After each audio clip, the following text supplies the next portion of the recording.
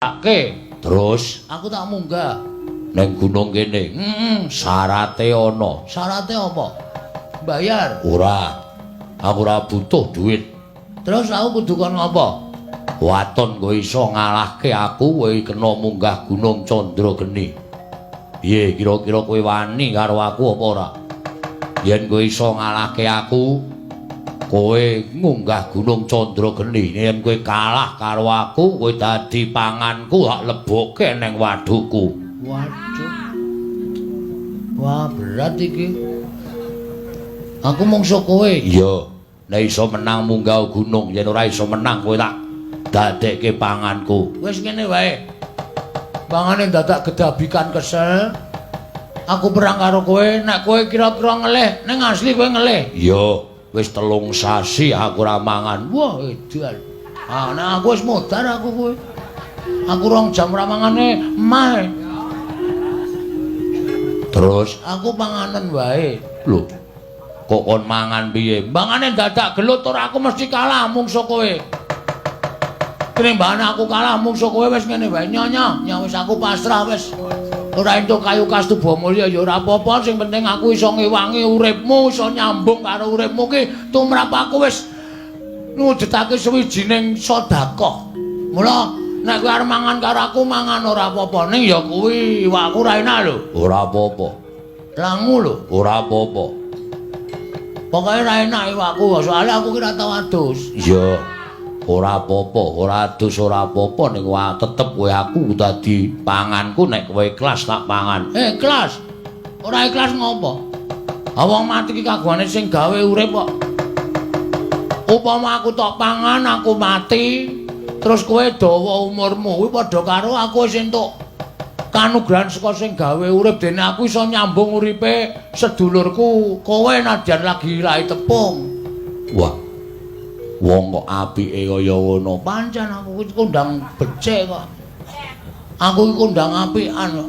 Mula nek kowe arep mangan karo aku mangan ora masalah. Ikhlas, ikhlas jan dolan-balan kok. Oh, lah dalah yen ngono mapano. Ngendi sikik sing kudu tak pangan? Manut. Ndak sikik apa ning atos. Dadak ngempukke. Nek arep empo ya kene iki. Ning kene iki sok metu gase lho. Nek kene mades ngono kowe muntah-muntah. Moh aku apa kene iki malah sadurunge rene nang kene sikik kene luwih jemek. Piye? Wah ngewoke.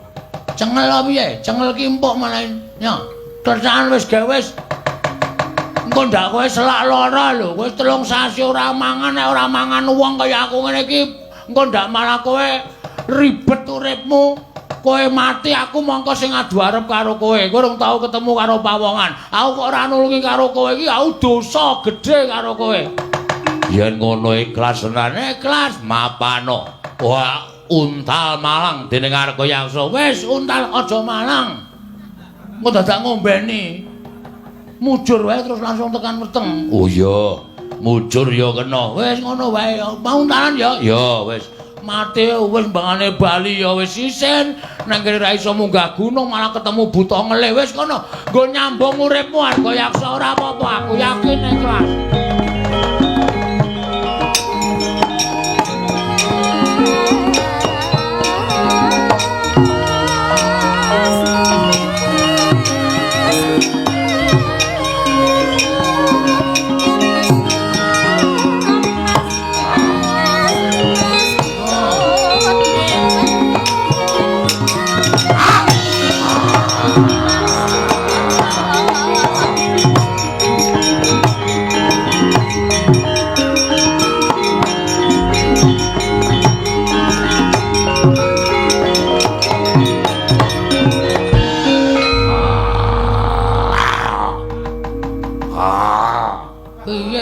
Dimot e. Lah ya dikletak. Aku meng risi. Kowe iki rung operasi amandel to? Wah. Kok isih nyentrol semene gedene? Wah, wong apa ya iki? Wong dipang kok malah omong wae. Hak tamani siung pengapit demancep nang gulumu modar kowe. Wis gawe dadi tamani siung cempet. Pengapit, pengapit. Wis sisan gawe wis nggon pas nganu nadi. Nek nggon pas nadi engko langsung mati aku nek mengko ora pas nadi mah kejel-kejel ora banget ku Dan. Ya, iya wis wis. Kareng samar pamoring sukma sinukmaya. Sinukmaya winayu ing asepi. Oh. Kocap kacarita. Nalika semanten pus ginigit mestakaning Kilurah Bagong. Ing Batos Sangarga Yaksa gumun dene wonten tiyang ingkang ikhlas lair batosipun minangka tedhanipun Sangarga Yaksa. Nalika semanten datan mubah, datan musik Kilurah Bagong semanten ugi Sangarga Yaksa ora obah. Angkalipun hanjentung nganti kaya patung. Nalika semanten kalaning para Jawata gaweaning para dewa. Ical wujuding yaksa nenggih pangejawantaing dewaning Kilurah Bagong nenggih sang pukulun Bathara Bawarsari mrepeki ungganing Kilurah Bagong. Oh. Oh.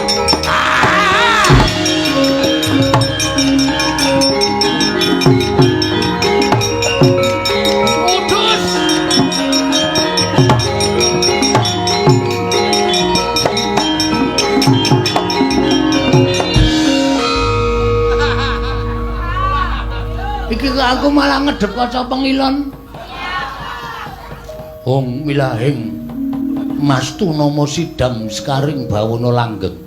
Bagong ngerti yo. Ulun ingkang tansah momong kelawan jeneng kita. Sejatine kita kuwi uga titisaning dewa, mung dewa ingkang ora nate den ucapake dening para titah. Weh. Samane ku dewa to? Iya, kok elek. Mergo sing tak njingi ya raine kaya bokong. Wah, iki dewane ya atos iki suarane. Panjenengan sinten asmane? Ulun Bathara Bawarsari. Ulun Bathara Bawarsari ingkang tansah momong kita saksuwene kita wujud Bagong kaya ngono. Panakawan. Aduh, pukulun.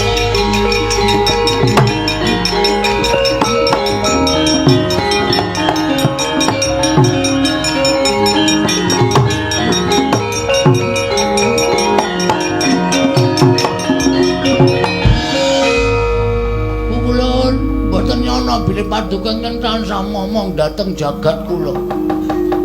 Kula ngantoske calan kiblat pukulun.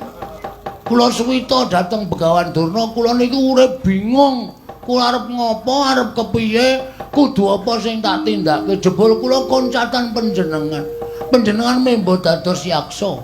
Pancen ulun ingkang tansah gawe lelakon kita, Bagong. Waduh, aduh. Ngaturaken panuwun pukulun dene sampun manggi kelawan Pak ingkang abdipun Bagong. Iya, Bagong. Kaya ora dadi ngopo. Lan sumurupa ulun mrepeki kelawan jeneng kita wujud yaksa mau sayekti ulun ngerti laku jantra kita.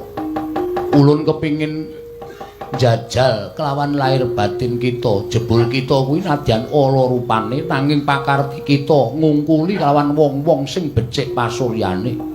Ikhlas sabar ora awel kelawan pati kuwi ingkang ndadekake ulun bombong telenging penggalih ulun Bagong.